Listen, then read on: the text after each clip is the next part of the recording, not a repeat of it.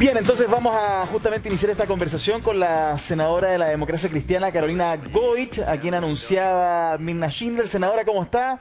La saluda Francesco, estamos también con Bernardita, con Anita María, y le quiero preguntar derechamente, para que lo sepamos todos de una buena vez por todas, ¿vamos a tener o no estas 185 lucas extras, nuevas, frescas, para la pensión de los chilenos, sí o no? Francesco, antes de responderte a esa pregunta, dame medio minuto para felicitar a una colega de ustedes, porque estoy aquí en la Universidad de Finisterra y fue destacada, premiada María José Soto en un proyecto muy bonito. La María José, sí. Se llama La palabra es esperanza, y que premia a los periodistas que han hecho reportajes destacados en materia de cáncer. Y ella tiene un reportaje maravilloso, Vivir y morir en 12 cuotas, para que lo busquen después. Así que felicitarla y este esfuerzo de mostrar la otra cara de una enfermedad tan dura, que en otra oportunidad podremos conversar. No sé si ustedes saben, han sido mis prioridades legislativas. Sí.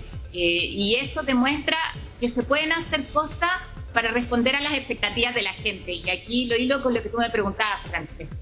Yo creo que fracasaríamos todos, aquí todos los sectores políticos, si es que no es una realidad la pensión universal garantizada esta vez. O sea, no puede ser que no nos pongamos de acuerdo, gobierno, oposición, el equipo del presidente electo, para darle una buena noticia a los pensionados. Así que en la Comisión de Trabajo, ayer dejamos el proyecto a la Comisión de Hacienda, o sea, hicimos nuestra pega.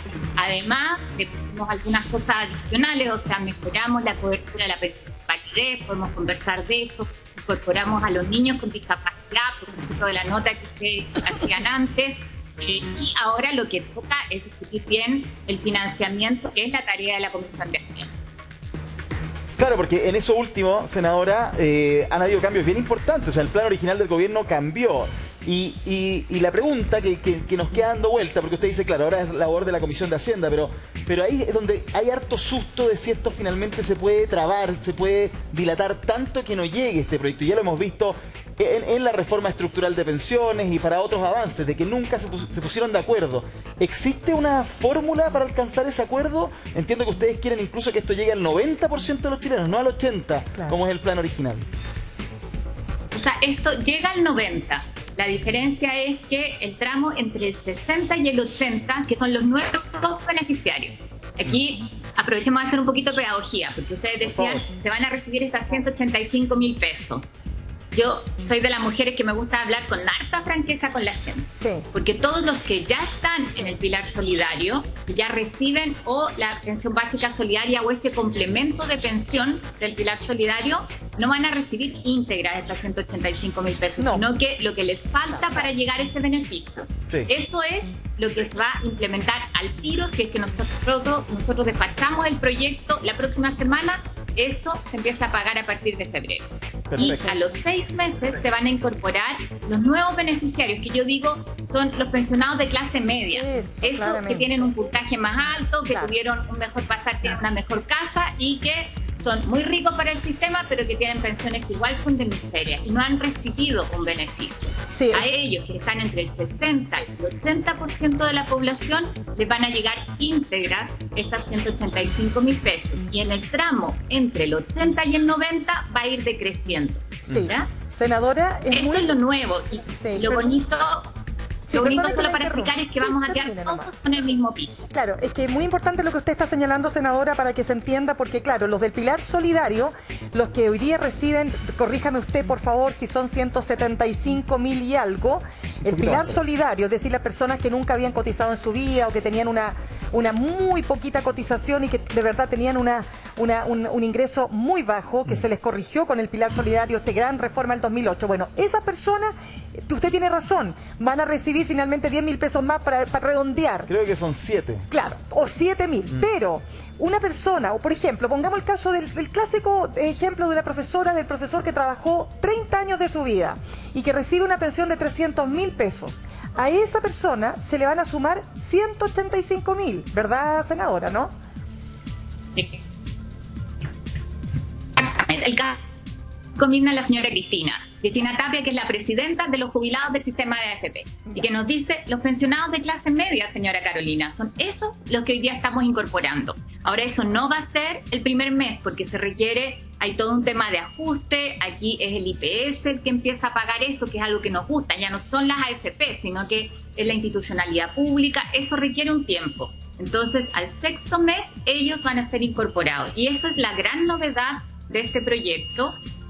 Para lo cual tenemos, Mirna, obviamente que generar el financiamiento, y yo quiero ser muy clara también en que esto es un primer paso, porque la señora Cristina con esto va a tener 185.000 pesos adicionales en su pensión, pero probablemente va a seguir siendo baja, y esa es la tarea que tendrá el futuro gobierno y el futuro parlamento. Senadora, quiero ahí justamente, inmediatamente vinculado con lo que le estoy preguntando, o más bien precisando para todos los que nos están viendo hasta ahora y se entienda bien de qué estamos hablando, porque por eso es tan importante aprobar este proyecto. Pero, ¿qué ocurre? Por ejemplo, la senadora Proboste, de su partido, ha dicho que es regresivo este proyecto. La diputada Carol Cariola, comunista, dice: este proyecto pretende desfinanciar al próximo gobierno. Con estas declaraciones está difícil aprobarlo, ¿no? No, pero mira, yo en esto tengo a los jubilados al frente.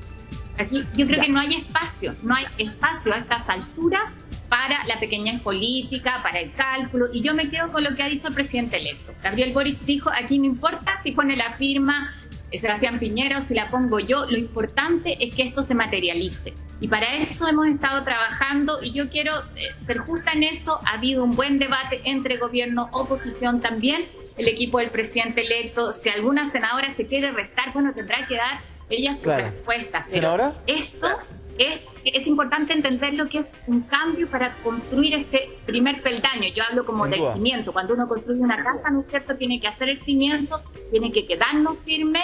Es un primer paso, no va a resolver todo, pero tenemos que concretarlo. Anita María le tiene una pregunta. Hola, ¿cómo está, senadora? Qué gusto saludarla, aunque sea a distancia. Le mando un abrazo. Quería preguntarle también, hay hartas dudas en la calle por las personas mayores que están jubiladas con este sistema antiguo, que es lo que uno escucha en las filas cuando les pregunta a uno qué le parece el proyecto. Es, pucha, yo creo que a mí no me toca nada porque mi pensión es de 350, 300, 400.000 pesos. Más o menos esos son los montos que uno más escucha. El monto depende del tramo del registro social de hogares en que está. Esa es una de las dudas. Sí, aquí cambiamos la lógica. Ya no va a ser el puntaje para definir el 70 o el 60 o el 50% más pobre, que es como lo hemos hecho habitualmente, sino que el esfuerzo es dejar fuera al 10% más rico, que es distinto, ¿ya? Entonces, la mayor parte, y de hecho se establece un monto máximo de pensión de 1 millón de pesos. Ahí yo te diría que entran prácticamente todas las acciones, van a quedar dentro. Y hay una cosa que hemos cautelado, que es una preocupación que me plantean siempre los adultos mayores. El caso, como decía Mirna, de la profesora jubilada, que tuvo un buen pasar, tiene una casa bonita, quizás vive en un barrio donde eso ha subido de valor. Entonces, parte de los cambios que hicimos en la Comisión de Trabajo es que para calcular este 10% más rico no se le incluya el valor de esa vivienda principal, donde viven muchas veces los adultos mayores, que pueden tener una casa muy bonita, pero no tienen como parar la olla, para decirlo en chileno, ¿no es cierto? Su pensión es demasiado baja. Exactamente. Bernardita, tienes también una pregunta. Sí, voy a hacer una pregunta que yo creo que nos estamos preocupando todos, senadora. ¿Para cuándo esto? Porque sabe que entra a una sala, sale a la otra discusión y todo. Obviamente que partamos de la base que queremos una ley que nos pueda proteger a todos, ¿verdad? Y que después no tenga ningún resquemor con nada. ¿Para cuándo, senadora? Se está esperando esta noticia con ansias. Sí, nosotros tenemos convocado al Senado el día lunes. Vamos a hacer una sesión extraordinaria para esto. La Comisión de Hacienda ahora está viendo los dos proyectos. Yo sé que esto a veces es un poco complejo para la gente. Por un lado, la creación del beneficio, que es lo que nosotros perfeccionamos en la Comisión de Trabajo, y por otro lado, el de financiamiento, donde se están eliminando exenciones tributarias para que se construya la base, el grueso del financiamiento. Eso debería estar listo el día lunes, lo vemos en la sala del Senado y se lo enviamos a la Cámara de Diputados, que debería aprobarlo el día miércoles, en una sesión que ya está citada. Así que los tiempos están. Esto depende, yo creo, fundamentalmente de voluntad política, como dice un amigo, en la medida en que está la voluntad política, podemos encontrar soluciones técnicas suficientes, y es el trabajo en el que hoy día le corresponde, ¿no es cierto?, a la Comisión de Hacienda. Pero ya que estamos en esto de los ejemplos, porque Mirna le comentaba una posición que tomó la senadora Yasna Proboste, de que esto era regresivo. Expliquemos un poquito eso, ¿por qué regresivo? Y con ejemplo, una persona que recibe hoy la pensión básica solidaria va a ver aumentada su pensión a raíz de este cambio, como decíamos recién, 7, 10 lucas. Exacto. Eso es prácticamente nada. Claro. O sea, no tiene ninguna injerencia, es marginal. Pero una persona que tiene una pensión de 400.000 pesos, sí va a ver aumentada esa pensión en 185.000. Entonces, la primera persona, que es la realidad de muchas, ¿no? Mujeres, hombres, en fin, pueden perfectamente decir, pucha, que injusto. ¿Por qué el que gana 400, que también tiene sus problemas, pero gana 400, recibe 185.000, y yo, que recibía 175 y un poco más, me va a aumentar solo en 10 lucas? Esa es la definición de regresivo, ¿no? Mira, en esto yo soy las personas que siempre ve lo positivo en las noticias, y me sorprende cómo hay algunos que de cosas que son valoradas, que son buenas noticias, siempre le buscan como la parte negativa. Pero para explicarlo en simple, la persona que hoy día está recibiendo la pensión básica solidaria ha tenido durante este tiempo prácticamente un 50% de aumento. Me pueden fallar las cifras, esto es estimado, pero el año 2017 la pensión básica solidaria era de 110.000 pesos más o menos. Hoy día es de 176 casi, ¿no es cierto? Lo que decía Mina. A esa persona no es que el Estado le va a entregar solamente 9.000 pesos, le está entregando en total 285, pero con este proyecto completamos lo que le falta para llegar a esos 185. Pero ¿cómo no va a ser una buena noticia esto que te digo yo, que son más de 600.000 jubilados que se quedaron esperando a que estemos de acuerdo en el Parlamento para hacer la reforma de pensiones? Senadora, o sea, pero vamos, perdone que la interrumpa, vamos al financiamiento que ha sido el gran talón, digamos, la gran piedra en el zapato. ¿Por qué? Porque desde ciertos sectores dicen que este impuesto a los más ricos, que es uno de las vías, digamos, para financiar este proyecto, la verdad es que no tiene grandes recaudaciones, que cuesta mucho, que hay experiencias en el mundo, ¿no es cierto?, respecto de este famoso impuesto que, claro, suena muy pop, pero en la práctica, se lo digo por expertos y economistas diversos que me ha tocado entrevistar o leer, y que dicen, pero es que en la práctica, es muy difícil lograr que paguen. No recauda, eso es. Que no recauda lo que pretende recaudar, que es lo que queremos al final del día, pues, senadora, para tener las lucas, como se dice en buen chileno. Entonces, ¿de dónde, senadora, sale la plata para asegurar que gastos permanentes tengan ingresos permanentes? Sí, es muy importante eso. Aquí hay cosas que suenan bonitos, tú tienes toda la razón, pero lo importante es cuánto rinde. Así decía mi abuelo, ¿eso da o no da? ¿No es cierto? Para el erario fiscal. Y más que el impuesto a los súper ricos, lo que respaldó el gobierno, y yo me alegro de eso, porque era algo que no quería hacer inicialmente, es este impuesto al lujo. O sea, ¿quién puede tener un helicóptero para movilizarse? O sea, puede aportar y tiene que aportar mucho más a las pensiones, ¿no es cierto? O tiene más propiedad, pero lo que concentramos ahora, porque era lo más fácil para que efectivamente genere recursos para el Estado, es el impuesto al lujo. Hay otras exenciones, este es un tema que se viene trabajando hace tiempo, que están sobre la mesa. Con eso probablemente, Mirna, se va a construir 2/3 del financiamiento. Y para ser muy franca, va a quedar 1/3 pendiente. Pero aquí, como lo decíamos, viene una discusión después del 11 de marzo. El futuro gobierno y el presidente electo se comprometió a aumentar esto a 250.000 pesos y va a tener que hacer una reforma tributaria que probablemente también va a generar más recursos permanentes. Pero eso es sano que se haga con el tiempo necesario, sentando a los expertos, generando el acuerdo. Este es de alguna manera un primer paso y quedan varios más que dar. El electo, senadora, tiene también una propuesta de pensión garantizada, universal. Usted hablaba recién de una reforma tributaria que va a tener que hacer para financiar eso y otras cosas más. Ojo que las reformas tributarias no necesariamente recaudan lo que dicen recaudar. Pasó con la de la presidenta Bachelet y la del presidente Piñera, no sabemos todavía. Dicho eso, le pregunto lo siguiente, porque el impuesto a los súper ricos parece ser más bien una cuestión simbólica, una batalla de la causa que significa, y no que recaude, como le decíamos recién. ¿Tenemos el financiamiento asegurado para esta pensión o esta al final pasa a ser una pelea ideológica de unos contra otros? O sea, aquí, Francesco, tenemos que ponernos de acuerdo y tenemos que garantizarlo. Y esto, y lo hilo ahí con lo que veíamos recién, dando mi solidaridad a los funcionarios del Instituto Nacional del Cáncer. ¿Sabes cuál es la principal preocupación que manifestaban mucho? Que el proyecto que ha costado tanto sacar adelante del nuevo hospital, no sé si a ustedes les ha tocado ir a la infraestructura, es antigua, hacen un trabajo fantástico, pero no pueden seguir ahí. Y el nuevo proyecto probablemente no va a quedar adjudicada a la licitación antes del cambio de gobierno. Y su preocupación es que tenga continuidad. Entonces, en estas cosas yo creo que tenemos que tener mirada de Estado. Un paciente de cáncer vive más que 4 años en el tratamiento.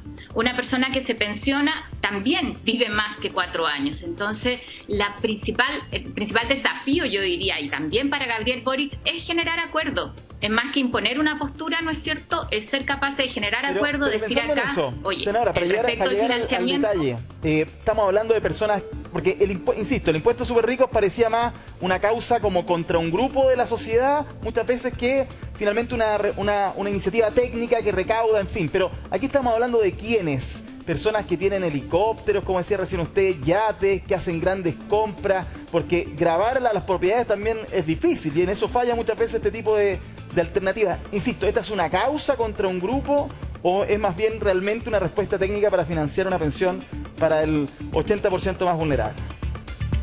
Pero además esto tiene que ver con cómo nos hacemos cargo como sociedad de las prioridades.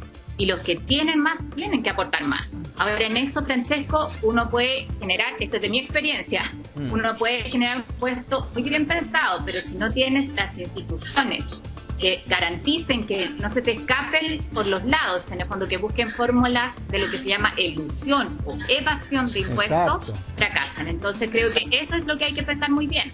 ¿Cuáles son las alternativas? Porque claro, puedes poner impuesto por acá, pero disfrazo por allá. El ejemplo de los paraísos fiscales, para decirlo en términos muy simples. ¿Cómo seguimos esos recursos para que efectivamente esas ganancias queden en el país? O algo que se está incorporando ahora, que es la ganancia de capital, en el fondo este movimiento de acciones que no está grabado, cuando también significa riqueza, ¿no es cierto? Generación de riqueza, senadora, que deje su parte, así como corresponde en otros servicios. Senadora, pero con todo lo que usted quizás es de las parlamentarias que más ha estudiado el tema de las pensiones, me consta, usted es una persona que ha sido súper rigurosa, sumamente rigurosa, es más, le costó ahí alguna afectación en lo político cuando usted decidió que no era posible, ¿no es cierto?, avanzar con el cuarto retiro porque ya significaba definitivamente desfinanciar lo poco y nada que tenemos para jubilarnos, ¿no? Pero yo le quiero preguntar lo siguiente, si volviendo al financiamiento, porque cuando hablamos de los súper ricos, yo entiendo que el proyecto original, por lo menos de este impuesto a los súper ricos, hablaba de aquellos que tienen un patrimonio personal, que se entienda, personal, ya las empresas son otra cosa, personal de sobre 2.500 millones de pesos y que son aquellos que se pueden dar el lujo de tener un helicóptero, tener un yate, tener un auto de alta gama que cuesta mínimo 40, 50, 60, hasta 100 millones y más. No, o sea, son cosas que para el 99,9% de las personas que habitan este país resultan, digamos, bastante lejanas, ¿no? Pero sí hay un grupo que sería el 0,1, etcétera, ¿no?, que sí tiene esas posibilidades. Entonces, ese impuesto a ese sector, que yo entiendo que sí, que los que ganan más tienen que aportar más, pero ¿es realista pensar que por ahí van a salir las lucas que se necesitan para financiar esto? Sí, una parte, y partimos con esto del impuesto al lujo. Que yo me alegro, Mirna, para que sea posible, es muy importante que el gobierno se haya involucrado y que entienda, y yo aquí llamaría a estos súper ricos. Hay gente que le ha ido tan bien, que no ha sido solamente por ellos, sino porque detrás están varios de los jubilados a los que hoy día tenemos que responder, ¿no es cierto?, a los trabajadores que colaboraron a generar esa riqueza.